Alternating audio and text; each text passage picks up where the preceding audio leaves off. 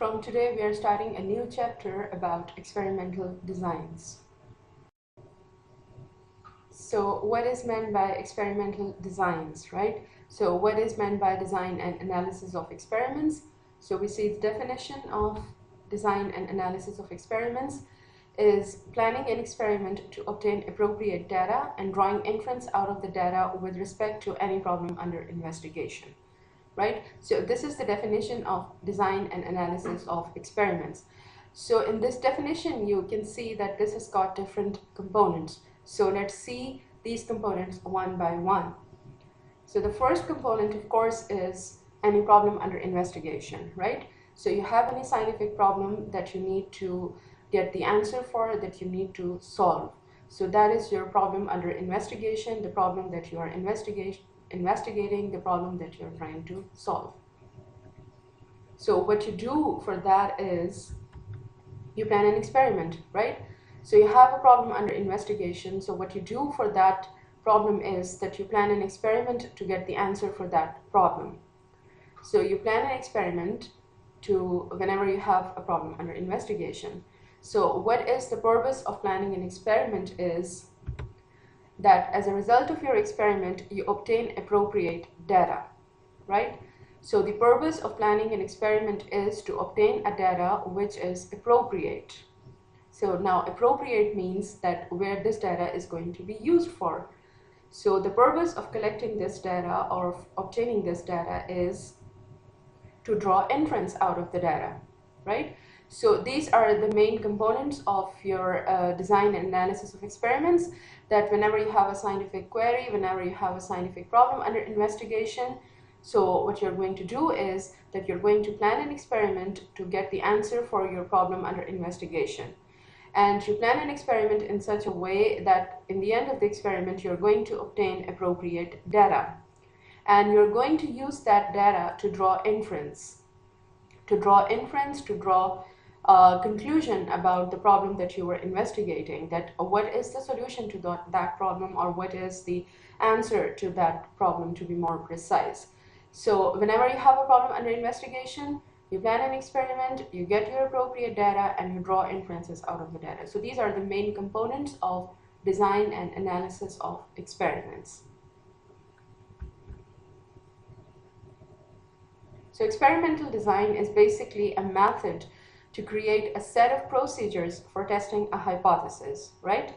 So experimental designs, in other words, we can say that this is a method to create a set of procedures for testing a hypothesis. And again, we are going back to the definition that whenever you have a problem under investigation, so what you do is that you plan an experiment. So what you plan an experiment for, that you make an experimental hypothesis as an explanation to the problem that you are investigating. So whenever you have a problem under investigation, you make an experimental hypothesis to solve that problem, and then you plan an experiment to check that experimental hypothesis, right? So that experimental hypothesis is designed in a way that it can be checked through an experiment. So you plan your experiment to check your experimental hypothesis, and as a result, you're going to obtain some data from your experiment, and that data is then used by statistical analysis to draw inference about the problem that you were investigating, to draw inference that your experimental hypothesis, it stands accepted or rejected. So this is basically the concept of design and analysis of experiments. So we can basically further understand these components through an example.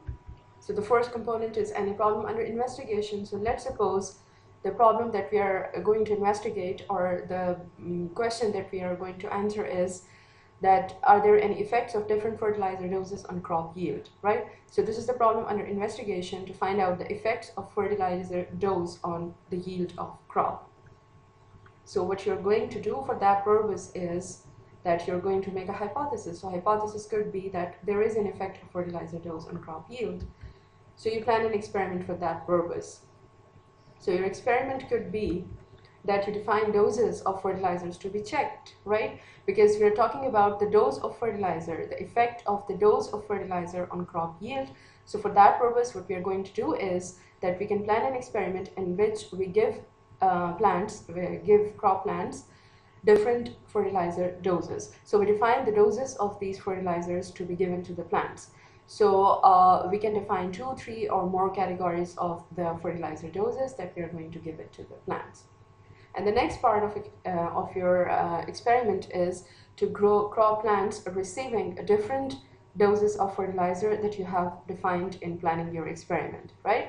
So you define different doses of fertilizers, and then you grow the crop plants and you give different plants different doses, and you see the effects. And then in planning of your experiment, you also have to define statistical analysis to be done. So defining the statistical procedure that you have to employ, that is a part of planning your experiment. So this is a necessary part of your experiment, that you not only design the physical infrastructure for your experiment, you also design or you also define the statistical procedures you are going to employ. So you have to define the statistical analysis that you can apply on the data that you obtain out of that experiment, right? So this is how you plan your experiment to obtain appropriate data. So what kind of the data are we going to get out of this experiment? So this data is of course crop yield and the different doses of fertilizer, right? So we defined different doses of fertilizers, we gave these different doses to crop plants, and in the end we are going to get the data. And this data is basically the crop yield and the different doses of fertilizer. So this data is obtained. So what is the next step, or what is the next component of experimental designs, is to draw inference out of the data. So what kind of inference are you going to have if different doses of fertilizer affect crop yield or no, right? So this is an example by which we can understand the experimental designs concept and the different components of experimental designs. That you have a problem under investigation. For example, you have to find out the effects of fertilizer dose on crop yield. So you're going to plan an experiment to get the answer for this problem. And in the planning of your experiment, you're going to define the doses of fertilizers to be given to the crop plants, and then you grow the crop plants under different doses of fertilizers. So they are going to receive different treatments, different doses of the fertilizer, and you also define the statistical analysis that you want to perform on the data that you obtain. So the data you're going to obtain out of this experiment is your crop yield. So crop yield of plants, or crop yield under different doses of fertilizer. So this is the data that you have. Then you apply the statistical analysis on this data and you get your inference. And you get your inference that if there is an effect of different fertilizer doses on the crop yield or no. So this is how you plan experiments and you get your results or your answers. So the experiments are different from observational studies, right? So what is an experiment? So in an experiment, you have to apply a treatment deliberately on a group of objects or subjects that you're investigating, right? So in case of experiment, what you do is that you define different treatments and you apply those treatments onto objects or subjects. You deliberately apply those treatments. So why do you apply these treatments for? To see a response. So the purpose of applying these treatments is to see a response, to observe the response of these treatments, right? So what you do is that you have your group of objects or subjects on which you're experimenting. You deliberately apply a treatment on those subjects, and then you see the response. That what is the response to the specific treatment that you had applied.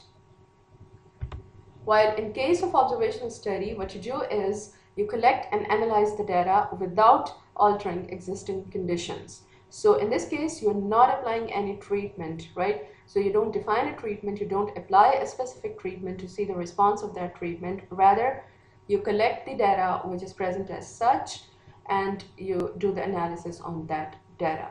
So there is a difference between the experiments and the observational studies. In an experiment, you define a treatment, you deliberately apply the treatment onto your group of objects and subjects to see the response to that treatment. While in case of observational studies, you are not going to apply any treatment.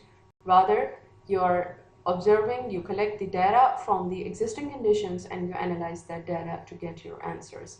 So this is the difference between experimental and observational studies. We can further understand this difference between experimental and observational studies is by taking a couple of examples.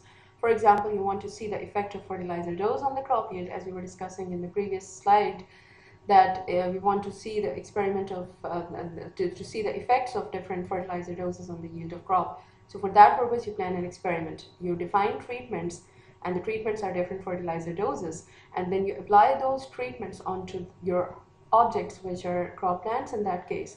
So you apply those treatments onto those objects and you see the response. The response is crop yield. So you get your response and then you analyze that response to see that what is the outcome of your experiment, and you draw inference out of the experiment. The observational study could be, if we take example from agriculture side, that you want to see the crop yield, the differences in the crop yields from different types of the soils. So for that purpose, what you're going to do is that you're going to collect the data of crop yield from the crops that have been grown into different soils. So you're not applying any kind of a treatment, you are just taking the observations at random, right? So you're just taking the observations, you're collecting that observation, you're not applying any treatment, and then you're seeing that is there any effect of different types of the soils on the crop yield. So you're not growing your plants under lab conditions, under your greenhouse, to see the effects of different soil types. You just go into the fields, you just randomly go into the fields and collect the data and analyze the data to see the response. So this is the difference between experimental and observational study. That in experiment you define a treatment, you apply a treatment and see the response. In observational study, you don't define a treatment, you don't apply a treatment, rather the existing conditions which are present, you take the data from those existing conditions and just analyze that data. So this is how the experimental studies are different from observational studies. Now let's discuss some concepts related to experimental designs. So we are done with the definition of experimental designs, and we have also made the differentiation between an experiment and an observational study. So now it is time to define some further concepts in experimental designs. So one of the concepts is the concept of testable hypothesis. So a testable hypothesis is a hypothesis that can be tested through an experiment. For example, in the case of the example that we are following about the crop yield and the effects of fertilizer dose on the crop yield, so the hypothesis that can be formulated in that case is a crop yield is affected by fertilizer dose. So this is the experimental hypothesis, and remember, this is not the statistical hypothesis, this is the experimental hypothesis that we have proposed. And this experimental hypothesis is a kind of hypothesis which can be tested. So this is a testable hypothesis. So this hypothesis can be tested through an experiment. And then we have the concept of independent variables. So one or more variables that are precisely manipulated. So the independent variables in experimental designs are those variables. Variables again means that they vary and that they have a variation. So these are the variables that can be precisely manipulated. So you can manipulate those variables. So these are known as the independent variables. For example, the amount of fertilizer or fertilizer dose. So 3 doses or 4 doses can be given. So this is an independent variable because the amount of fertilizer is not dependent on anything. It is not dependent on crop yield, right? So this is an independent variable, and this variable can be precisely manipulated, that you can precisely define the doses of fertilizer that you're going to apply onto the crop plants. So this is what is meant by independent variable in experimental design, that this is a variable that can be precisely manipulated. So this is basically the treatment that you're going to apply. And the example we are following, in that example, the independent variable is the amount of fertilizer or the fertilizer dose. So we can define that variable, we can define 3, 4 or more doses of fertilizer that can be applied on the plants to see the response. So the next type of the variable that we have in experimental designs is the dependent variable, and this is usually just one dependent variable in experimental designs. The independent variables could be more than one, but the dependent variable is usually only one in experimental designs. So there is one dependent variable that can be precisely measured, right? So the characteristic of dependent variable should be such that it is not something which is qualitative, or it is not something which is ambiguous. Rather, this is something which is quite obvious and which can be precisely measured. So this is the dependent variable. In this case, the dependent variable is crop yield, and crop yield can be precisely measured on scale. So a testable hypothesis is a hypothesis that can be tested. An independent variable is the variables that can be precisely manipulated, and it can be one or more than one variables. And the dependent variable, which is usually only one, and this is the variable that is basically your response variable, and this is a variable that can be precisely measured. And then we saw the examples with reference to the crop yields and fertilizer dose in defining these concepts.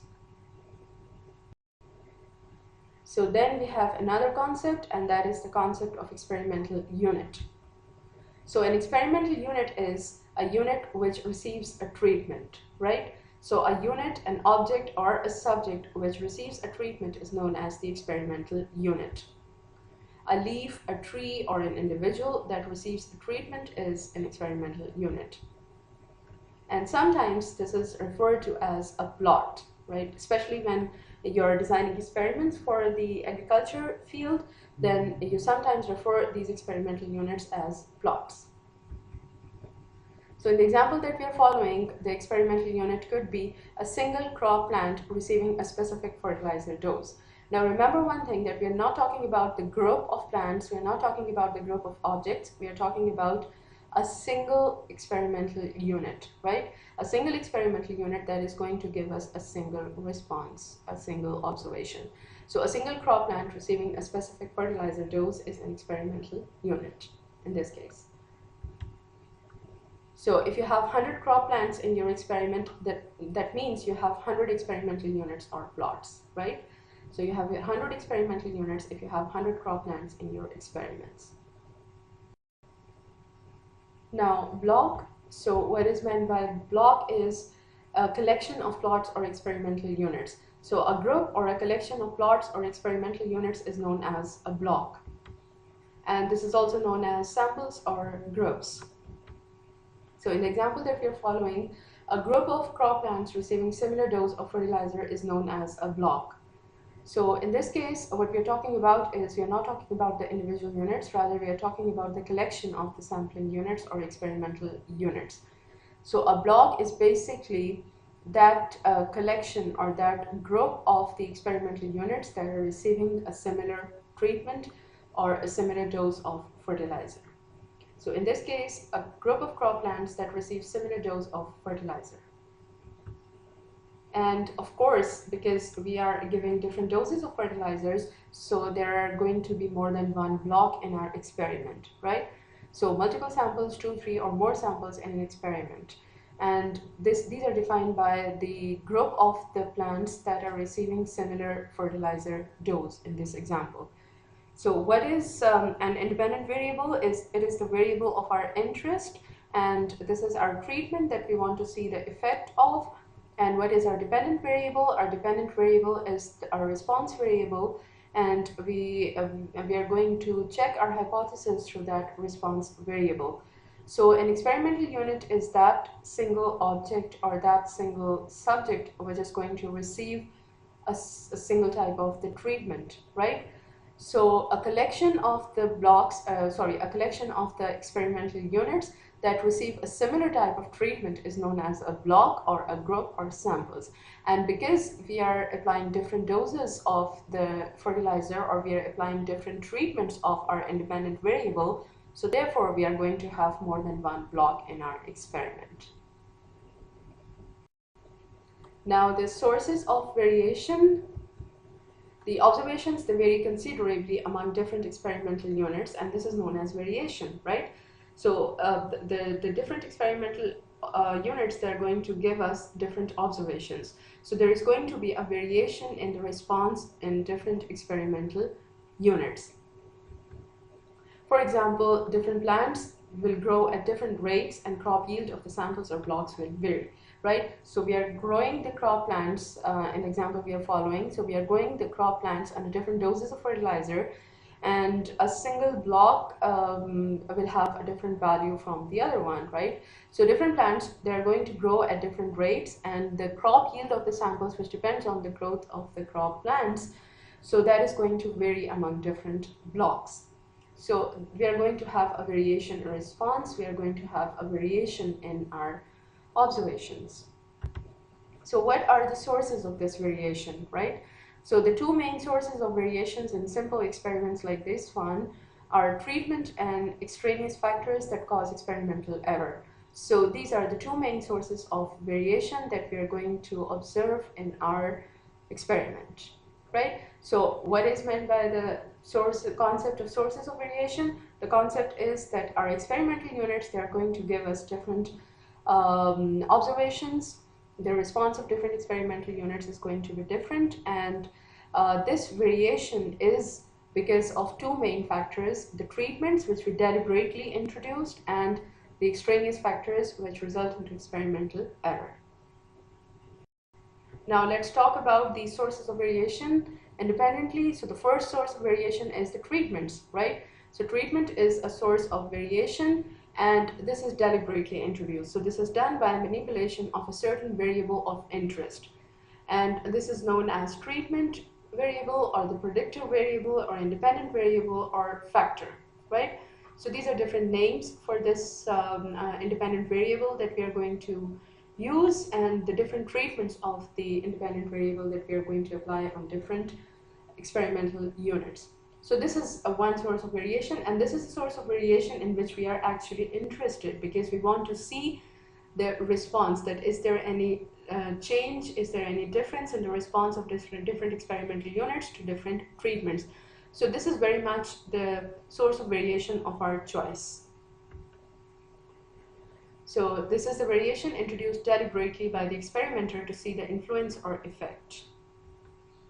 This is our variable of interest, and in this example, this is fertilizer dose. So fertilizer dose is basically our variable of interest, and the treatments or categories of variable are different doses defined by experimenter, right? So the treatments or categories of this variable, they are different doses which are defined by experimenter. Now the other source of variation is the extraneous factors. Now extraneous means some external factors. So these are those factors that are largely uncontrolled, like the genetic variation among plants, the environmental factors that are affecting plant growth, the observer's fatigue, because if it is going to take measurements on the same day, then obviously this is going to result in an observer's fatigue. And the instrument effects. Of course, if we are taking observations, we are taking measurements from instruments, and there could be some error in the instrument that largely goes unnoticed. So that could result into a source of variation. So these are the sources of variation that are largely uncontrolled. These are known as extraneous factors. And these are unavoidable, and they result in a source of variation which is known as experimental error. So this is basically a variation produced by a set of known factors beyond the control of experimenter, right? So this is a variation that is produced by a set of known factors. So we know about these factors. We know about the genetic variation, we know about the environmental factors, we know about the observer's fatigue, and we know that our instruments, they can give an error. Sometimes they can give an error in the observations. So these are the examples of those sources of variation that we know and we cannot control. So these are unavoidable, and that they result into experimental error, and that is one source of variation. For example, in this case, the genetic makeup of plants and other environmental factors that affect the plant growth. So these are the examples of the extraneous factors that can result into experimental error, which is a source of variation among the response of different experimental units. And now we are going to discuss the principles of experimentation. So of course, when we are doing an experiment, we have to follow certain principles of the experimentation. Almost all experiments, they involve three factors: randomization, replication, and local control. So these three principles, or these three factors of the experimentation, they are in a way complementary to each other, and they complement each other to increase the accuracy of experiment and to provide a valid test of significance. So randomization, replication, and local control, they complement each other, and they complement each other to increase the accuracy of the experiment and to provide a valid test of significance. And they also retain the distinctive features of their own roles as well, right? So their roles are complementary to each other, as well as they have their distinctive roles as well. So these are the three basic principles of experimentation, and now we are going to see these principles one by one. So the first one is randomization, and as its name indicates, is that this principle makes sure that every experimental unit will have the same chance of receiving any treatment. So you're not nominating any of the experimental units that they are going to receive this specific treatment, or this group of the experimental units they are going to receive the treatment number 2, and this group of experimental units is going to receive treatment number 3, and so on, right? So there should be no bias in that, and the experimental units, they will have an equal chance to receive any of the treatments of the independent variable, right? So this is what is meant by randomization. For example, you have 100 units, right? 100 units or 100 plants. So every unit has equal chance of receiving any of the treatments, right? So you're not going to say that the first 10 plants, they're going to receive treatment A, the next 10 plants are going to receive treatment B or treatment number 2, or so on. No, this is not the case. You have 100 units, and every unit has got equal chance of receiving any of the treatments. So this is known as randomization, and this is a very, very important and basic principle of experimental designs. Now the next principle of experimental designs is replication, right? So replication means repetition. So repetition of experiment under identical conditions, right? Repetition of experiment under identical conditions is known as replication.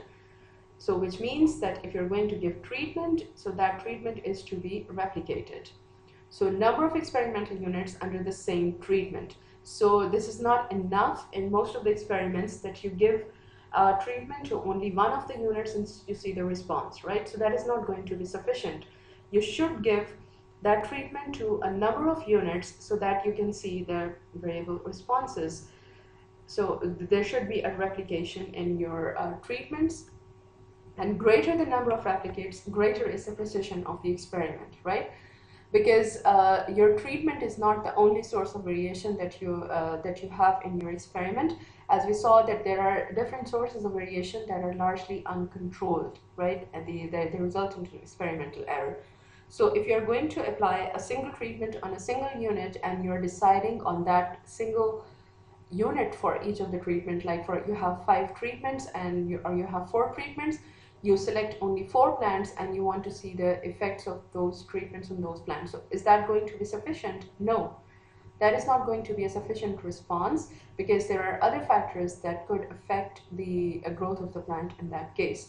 So you need to have more number of the sample units that are going to receive a specific treatment. So you're going to replicate your treatment on a number of sampling units so that you can increase the precision of your experiment. For example, you have 100 plants or units, and you have 4 treatments, which are 4 different doses of fertilizers. So what you're going to do is, are you going to select only 4 of those 100 plants and apply those 4 treatments, get those 4 observations, and draw your inference? No, you're going to replicate those 4 treatments on these 100 plants or units. So if we distribute them equally, then there should be 25 replicates of each treatment. So these are the 100 units we have. So these 100 units, they are going to receive different treatments, and these treatments are only 4. So these treatments are going to be replicated on different experimental units. So if these are 100 and we have 4 treatments, then every treatment is going to be replicated 25 times, and this is a good number of replication, and you can get a precise result out of this replication. Then the next very important principle of experimental designs is the local control. So control of all factors except the ones about which we are investigating. So local control is basically about those sources of variation that are unwanted, right? That are nuisance factors that are unwanted, but we cannot control them fully. But we should try to maximally control those factors, and we are not going to control the factors of or the sources of variation that we are interested in. For example, the treatments, right? So treatments are the sources of variation in which we are actually interested, so we are not going to control those treatments. We are going to apply local control on those sources of variation which are nuisance, which are unwanted, and which are unavoidable. So we are going to fully control those sources of variation, and if we cannot fully control those sources of variation, we try to minimize their effects. So the purpose of local control is to reduce variations due to extraneous factors. So the advantage of local control is that it reduces the variations due to extraneous factors that cause the experimental error. So we are going to have a little amount of the experimental error, and this increases the precision of experiment, right? So this also increases your precision of the experiment because you have less variation because of the experimental error, and more variation because of the factor of your interest, which are your treatments. For example, in the crop plants yield example we are following, we can control the genetic variation, which is a source of experimental error. So we can get plant seeds from the same source. So this is how it can be avoided. This is how we can apply the local control, that we can get the plant seeds from the same source, from the same cross, right? From the same cross of plants, so that there is least genetic variation among these different plant seeds. We are not going to eliminate genetic variation because even in a single progeny there is genetic variation, right? But we can minimize that if we take that from the single source. And then we can apply homogeneous environmental conditions that affect the plant growth, because this is not just the nutrients in the soil and we are going to mend those nutrients by applying fertilizers. So these are not just the nutrients in the plants that affect the plant growth.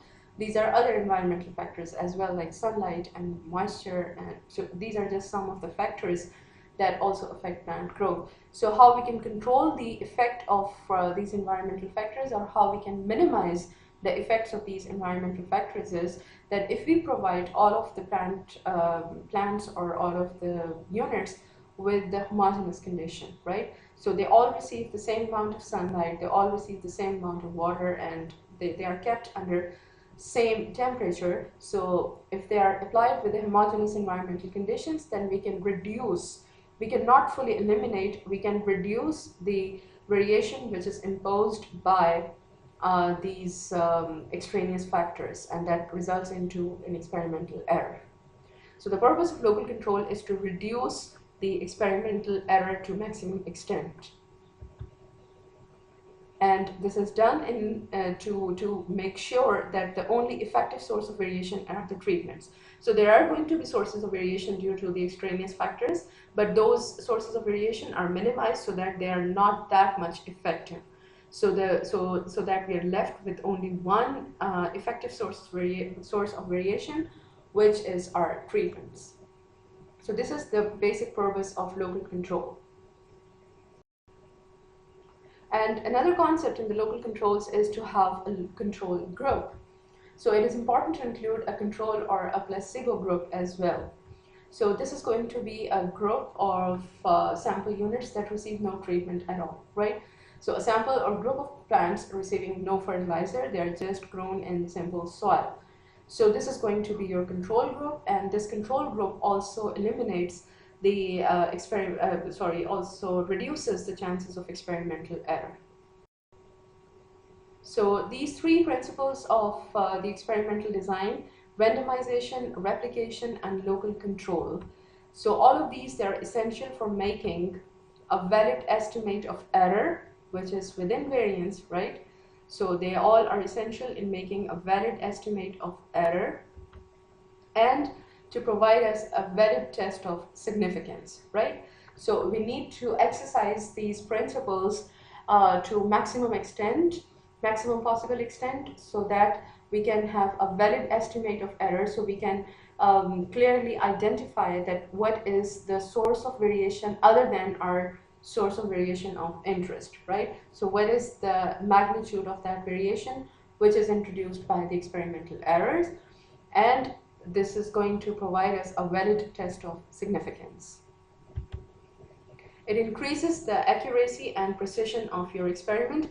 So if your plants, they are growing in different sunlight or under different temperatures, then you're not going to be sure that whether this is the temperature or this is the sunlight or this is the water content that has affected the plant growth, or is it only your treatments, right? So you need to make sure that your effective source of variation is the treatment, and you are also sure in calculating the variation which is introduced by the errors. So this should be exercised. And the attention to experimental design is important, right? Because the designing and execution of experiment directly affects the validity of the experiment. So again, taking the same example, that if you don't take care of the extraneous sources of variation, if you don't care about the enough replication of the experiment, then you're not going to increase the precision of your experiment. Then your experiment results, they're not going to be that much valid. So whenever you are going to do that experiment, you're not going to start it at random, that a thought comes into your mind, okay, I can check the experimental hypothesis by doing this experiment, and you start the experiment next day. No, you have to properly design the experiment, and you have to first take notes of the conditions that you have in which you can do that experiment, the lab conditions or the field conditions in which you are doing your experiment. So you need to take notice of all of those factors, and then on the basis of all that information, you are going to design your experiment, and then you are going to perfectly execute your experiment. And this is important because this directly affects the validity of your experiment. So the experimental designs, they are particularly important, and they need to be these principles of experimental designs, they need to be taken care of. Now, understanding research question and experimental conditions is extremely important, right? So this is the same thing that we are talking about, that you have to have a clear understanding of the research question and the experimental conditions. So clear understanding of research questions helps in deciding the levels of treatment variable, right? So why the clear understanding of research question is important? Because it helps you in deciding the levels of the treatment variable that you're going to apply on your units. And also the relationship between treatment and a response variable, you need to have a clear idea that if your treatment variable, what is the direct relationship between the treatment variable and the response variable. So is it a logical treatment to get that response or no, right? And a thorough knowledge of the confounding factors and field conditions is also important, as we discussed, that you need to have a clear understanding of the sources of variation other than your treatment. So you need to have a clear understanding and knowledge of the confounding factors and field conditions in which you are doing your experiment, so that you can apply a precise local control. And you also need to have enough replicates for statistical analysis. So understanding research question and experimental conditions is extremely important. Now, with this introduction to the basic concepts and principles in experimental design, we are now going to mention the basic types of the experimental designs that are used. So there are three basic types of the experimental designs that are used in biology, especially in the field research, in the agricultural research. So there are three basic types of these experimental designs. The first one is completely randomized design, or CRD. So in this design, there is complete randomization of the treatment on experimental units. So this is the first type of experimental design. And the second type of experimental design is randomized complete block design. So in this case, there is also randomization, but this randomization is not exercised onto the whole whole of the sampling units. Rather, this is exercised within the blocks of those experimental units. We are going to see this detail, and then we are going to discuss this RCBD in detail. The third type of the experimental design is the Latin square design, and it doesn't have randomization as such, and we are going to see the details in the respective lecture of Latin square design. So these are the three basic types of the experimental designs that are used in field research, in biology, and in medical sciences.